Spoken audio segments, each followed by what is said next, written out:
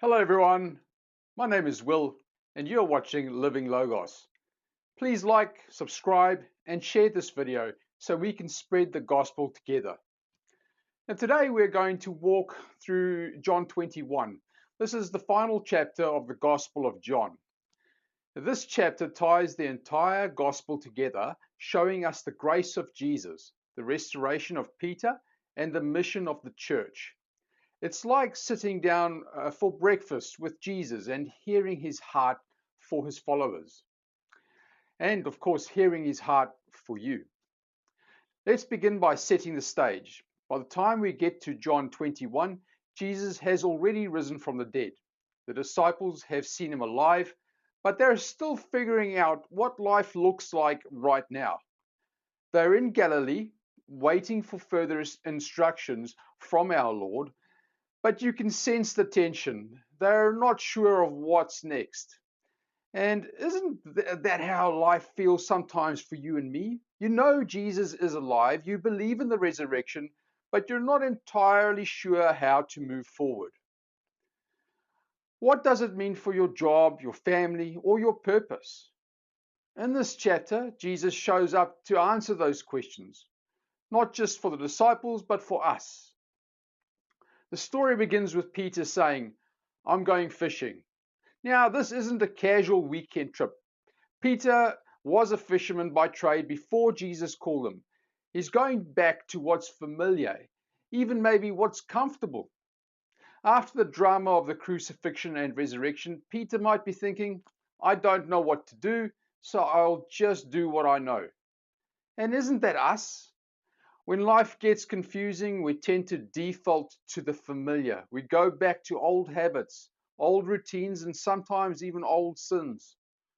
Because at least we know how to do those things. So Peter and some of the others go fishing, but they catch nothing. All night long, these seasoned fishermen pull up empty nets.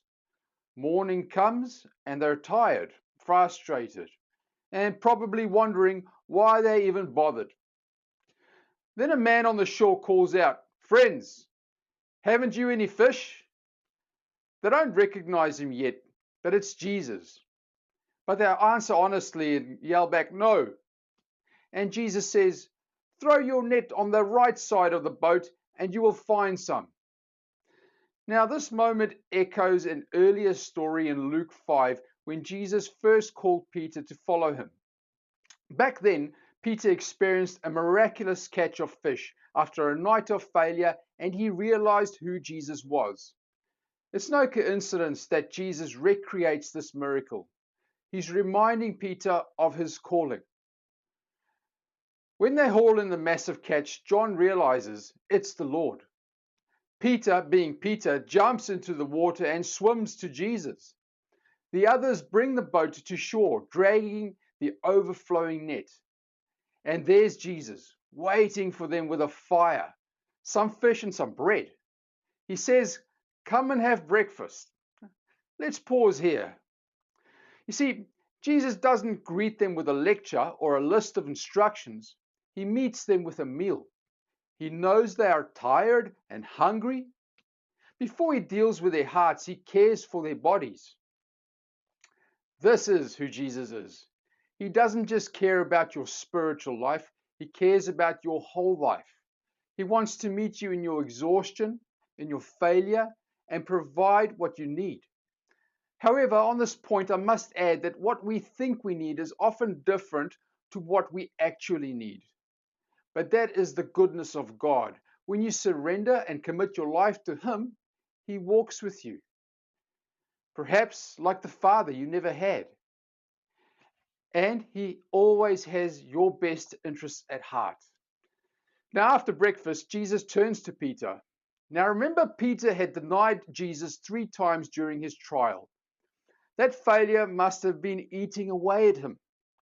Peter, the leader, the bold one, the guy who said he'd die for Jesus, he was the one who folded under pressure. So Jesus asks him, "Simon, son of John, do you love me more than these?" Notice, he calls him Simon, not Peter. It's like he's taking Peter back to the beginning, to who he was before he met Jesus. But Peter replies, "Yes, Lord, you know that I love you." Jesus says, "Feed my sheep." I beg your pardon? He said, "Feed my lambs." And then Jesus asks him again, "Son of John, do you love me?" He says, "Yes, Lord, you know that I love you." He then says, "Take care of my sheep." And then a third time, "Simon, son of John, do you love me?" By now, Peter is hurt. He says, "Lord, you know all things. You know that I love you." And Jesus says, "Feed my sheep." Why does Jesus ask 3 times? Because Peter denied him 3 times. This isn't to shame Peter, but to restore him. Each question and answer is like pulling a thorn out of Peter's heart. Jesus is saying, "You are still mine. I still have a purpose for you. You're still the rock I'm building my church on." Jesus doesn't leave Peter in his failure, and he won't leave you in yours. Whatever you've done, however you've fallen short, Jesus is ready to restore you. He doesn't erase your past, but he redeems it. He turns your biggest failures into opportunities for grace and growth. After restoring Peter, Jesus says, "Follow me." Now, this is where it gets personal. Following Jesus isn't about believing in him. It's about walking with him daily. It's about trusting him enough to obey, even when it's hard. Peter, being human, immediately looks around and says, "What about him?" referring to John. And Jesus basically says, "Don't worry about him. You follow me." How often do we do this? Instead of focusing on our own walk with Jesus, we get distracted by comparing ourselves to others. But Jesus calls each of us individually. Your journey with him is unique. So, what does this mean for us today? Well, Jesus meets you where you are, whether you're tired, frustrated, or feeling like a failure. Jesus meets you in your everyday life. Like the disciples on the beach, you don't have to have it all figured out. He's waiting to provide what you need and remind you of your calling. Secondly, restoration is always possible.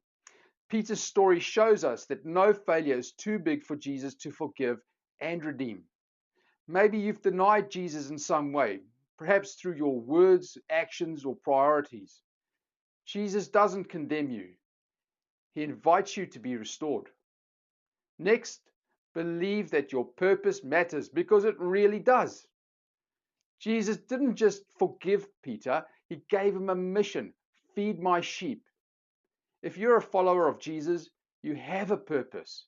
You're called to love and care for others, to point them to Jesus, and to live a life that reflects his grace. Finally, and this is the most important part, so please listen carefully. Keep your eyes on Jesus. Stop comparing yourself to others. Jesus isn't asking you to follow someone else's path. He's asking you to follow him. Trust him with your journey, with your life, especially when it's uncertain or difficult. Now, John 21 is a beautiful picture of who Jesus is. He is the risen Lord, but he's also the one who cooks breakfast for friends. He's the good shepherd who restores broken people and sends them out to care for others. As we close, I want to leave you with this.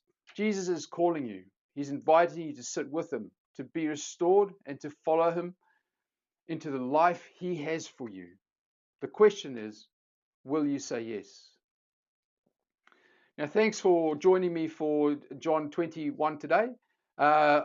I will do an overview of the book of John in the next few days to come.